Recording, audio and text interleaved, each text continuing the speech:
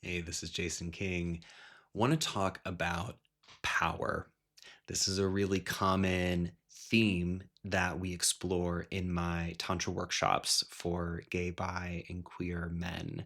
And it's something that I think is often misunderstood because when we look out in the world, we see a lot of abuses of power. We see men in particular using power in service of violence, of pain, of destruction. And we see a lot of distortions in how power is used. And so, one of the reactions to that is many of us feel internally quite uncomfortable with how we relate to power. We might see people in power as inherently problematic. There must be something wrong with them that they want power. And we can create a sense of values around egalitarianism. Everyone should have equal voice, maybe being anti hierarchy. And none of those things are bad per se or problematic. The problem comes when we then disconnect from our personal sense of power, of my own ability to have an impact in the world that stems from my unique expression of myself. When we disconnect or unplug from our own personal sense of power because we've seen so many distortions and we don't want to replicate that. We don't want to recreate the pain and the suffering that we see out there. Or we can go the opposite direction.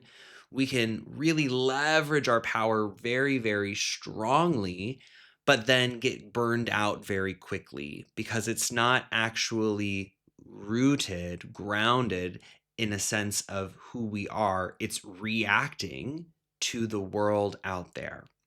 So in Tantra, we do a lot of work to connect with our authentic source or center of power, this place in me where I feel my life purpose. I feel a deep sense of who I am as an individual and what I'm meant to do here, and my ability to bring that out into the world, to manifest my vision of a better world.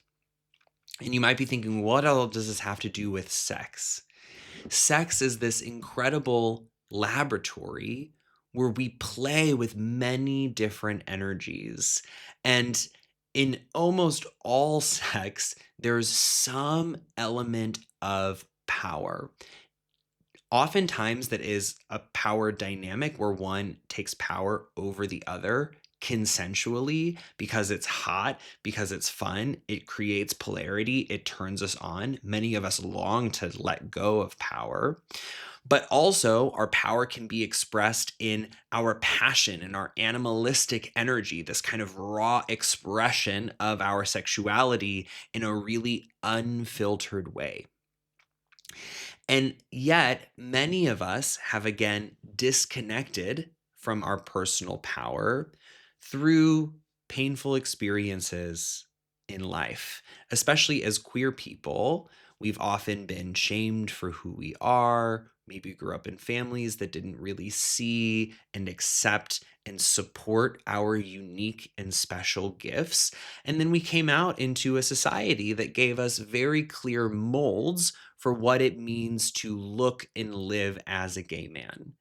So we often fit ourselves into these molds that society gives us. We get a job that we think we're supposed to have. We get the partner that we think we're supposed to have. We design this life that we're told we're supposed to have. But at some point, there's this realization that this isn't actually mine. This wasn't actually the thing that I feel deeply called to. I've given my power to all of these other people, to society, to my family, to whomever, in order to make them happy and do what I was told is right. But that gnawing feeling comes back that actually I think there's more of me to be expressed. And it might feel like a flatness to life We're going through the motions. I've got my work, I've got my relationships, but it feels quite flat. It doesn't have that spark. You might feel that even in your sex life. It feels very repetitive, predictable. It's lacking that sense of dynamism, excitement, where there's actual risk, there's edge, there's you in your most edge space coming into relation with another human being. It often looks like avoiding conflict, people pleasing, keeping yourself small, minimizing in order to avoid standing out, in order to avoid creating rupture, because we don't know how to stand in our personal power.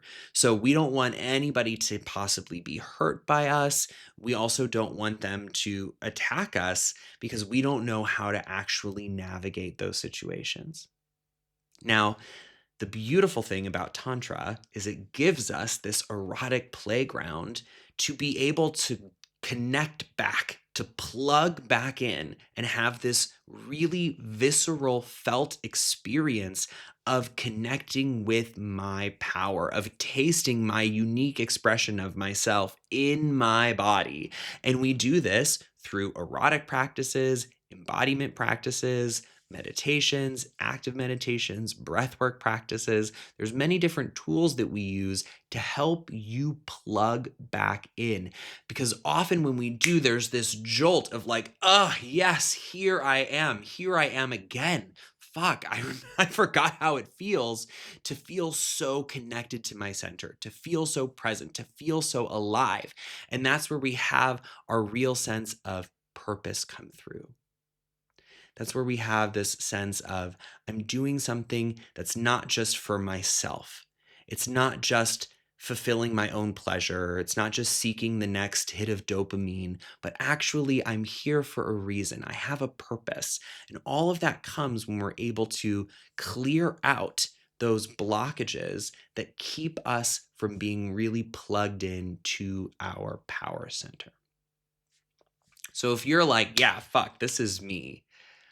I'm running a weekend workshop called Power and Presence, and it's all about plugging back in, connecting back to that source so you can feel you. No one else's power, no one else telling you what's right or wrong or what you should or shouldn't do, but you can feel your truth in your body in a clear way. And we get to do it in the most sexy, delicious, and frankly kinky way possible. We're going to be exploring these kink scenes where you get to take power consensually, deliciously over another man and really feel that sense of aliveness in your body. And I'm telling you, when you do, when you really get clear on your power center, you can own any club, any bar, any dance floor, any boardroom, any business meeting because you know who you are and you don't need to prove it to anyone. So I hope to see you at Power and Presence.